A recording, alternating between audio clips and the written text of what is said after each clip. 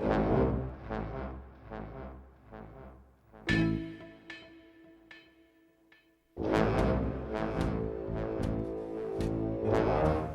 think for me, the photography, like acting, is one of the most personal and abstract of all the mediums. That's what attracted me to it originally.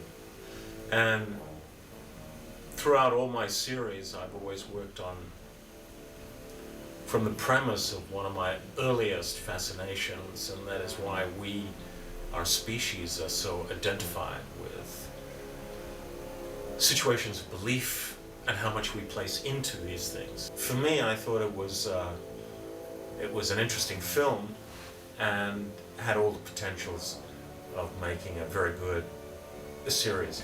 And the fact that the black and white medium suited it was a very important aspect as well. Its dark side tended to put people off a little bit, which I can understand. It's confronting, it provokes our denial, and it makes us double think, or we can identify with it as a very negative thing and we want to avoid it completely. And maybe that's why something like that continues to reoccur in our society generation after generation. What I wanted to do is to get that feel of a day in the life of a skinhead gang, and get that intensity without words of their belief and how strong it is. And they're basically the same as everyone else. They're looking for truth and purity. Just because they've deviated so far from it doesn't negate the fact that they are under the influence of belief.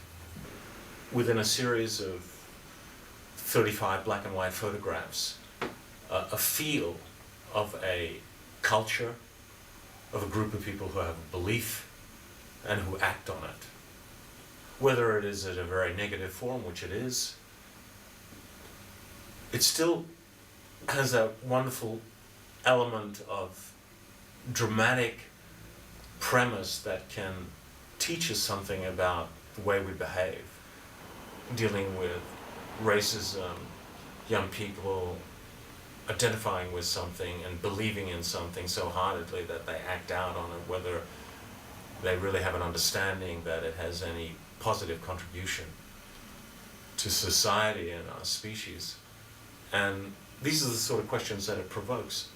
It was wonderful to be able to work on a set that gave you the freedom to explore your own idea and do what you want with it without having the restrictions of what people wanted.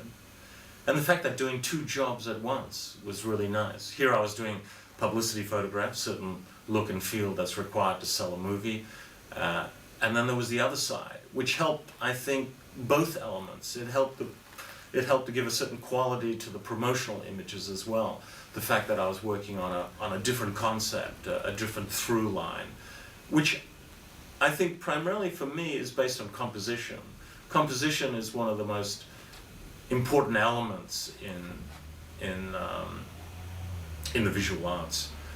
From the most simplistic kind of composition to the most abstract, complicated, convoluted, hard to see that there is a certain tight control in getting that kind of framing.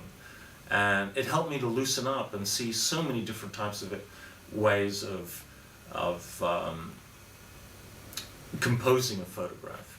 And I think that exhibition, the Romper Stomper Series, really helped me with my favorite exhibition, which was one that I worked on after that for 2 years, called War Fever, which was photographs that are just recording the environments of America from the East Coast to the West Coast.